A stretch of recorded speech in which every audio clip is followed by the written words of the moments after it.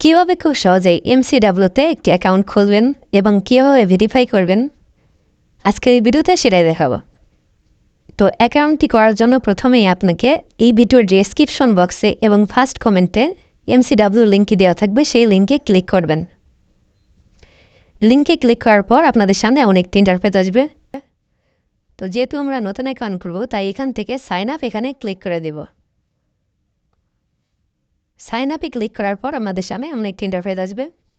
তো এখানে প্রথমে আমাদের কারেন্সি সিলেক্ট করতে হবে। তো এখানে যারা বাংলাদেশ থেকে করবেন তাহলে এখানে বিডিটি রেখে দিবেন।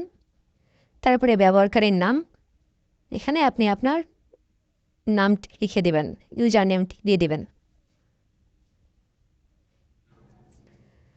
তারপরে পাসওয়ার্ড দিতে হবে। তো পাসওয়ার্ডটি অবশ্যই সর্বনিম্ন 6 সংখ্যার হতে হবে। পাসওয়ার্ডের প্রথমে একটি বড় হাতের অক্ষর দিয়ে দিব।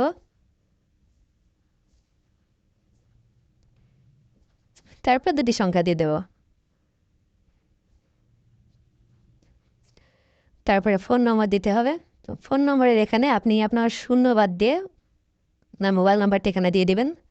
আর আপনার বিকাশ, নগদ, রকেট অথবা উপায় অ্যাকাউন্টটা খোলা আছে এমন একটি নাম্বার দিবেন, কারণ এই নাম্বার দিয়ে আপনাকে ডিপোজিট এবং উইথড্র করতে হবে। মোবাইল নাম্বারটি দেওয়ার পর ভেরিফিকেশন কোড, পাশেই যে সাদা ঘরটিতে যে 4 সংখ্যার কোডটি আছে সেই কোডটি এখানে বসিয়ে দেবেন। সাবমিট এখানে ক্লিক করে দেবেন।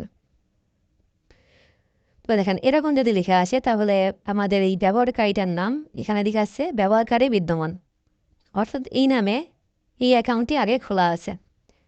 যার কারণে আমরা কি করব, আমরা এই নামের সাথে কিছু সংখ্যা দিয়ে দিব।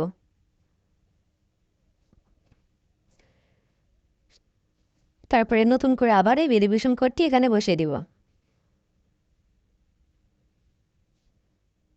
এখান থেকে আপনার ইউজার নেম এবং পাসওয়ার্ডটি অবশ্যই কোথাও লিখে রাখবেন আর একটি স্ক্রিনশট দিয়ে রাখবেন, কারণ পরবর্তীতে লগ ইন করার সময় আপনাকে এই ইউজার নেম এবং পাসওয়ার্ডটি দিয়ে লগ ইন করতে হবে।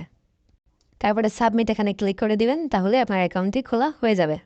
এখানে এরকম একটি পেজ আসবে, এখানে এখনই ডিপোজিট করুন এখানে ক্লিক করব।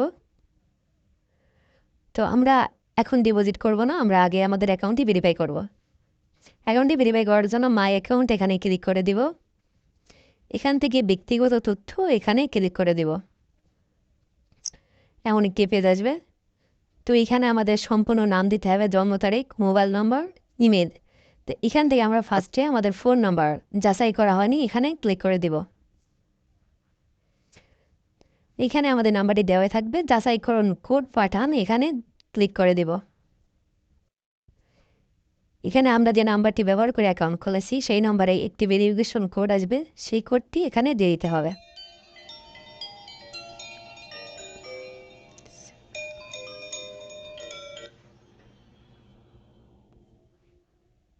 কোডটি দেওয়ার পর আমাদের নাম্বারটি ভেরিফাইড হয়ে যাবে। এখানে আপনি চাইলে অ্যাড নাম্বার এখানে ক্লিক করে আরও নাম্বার অ্যাড করতে পারবেন। মোবাইল নাম্বারটা যেভাবে ভেরিফাই করলাম সেম একইভাবে আপনার জিমেলটিও ভেরিফাই করে নেবেন।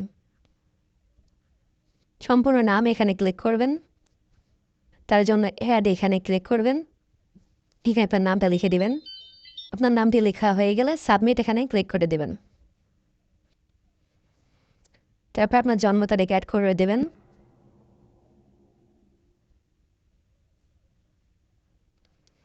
জন্ম তারিখকে সিলেক্ট করে দেওয়ার পর সাবমিট এখানে ক্লিক করে দেবেন।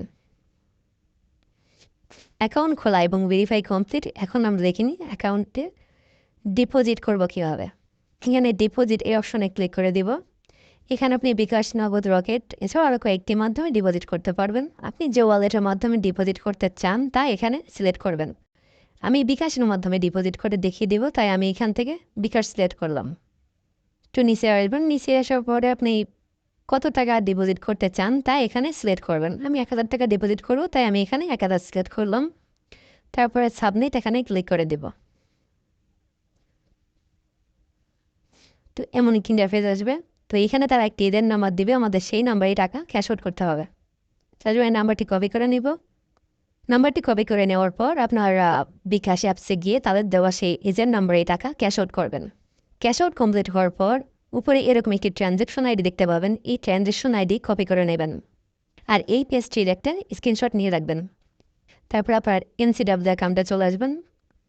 ট্রানজ্যাকশন আইডির এই গর্তেতে আপনি যে ট্রানজ্যাকশন আইডি কপি করেছেন তা এখানে পেস্ট করে দেবেন। ট্রানজেকশনে দেওয়ার পর আপলোড রিসিভ এখানে ক্লিক করে দিবেন। ক্যাশ আউটের যে স্ক্রিনশটটা আপনি নিয়েছেন তা এখানে দিয়ে দিবেন। তারপরে সাবমিট এখানে ক্লিক করে দেবেন, তাহলে আপনার ডিপোজিট কমপ্লিট হয়ে যাবে।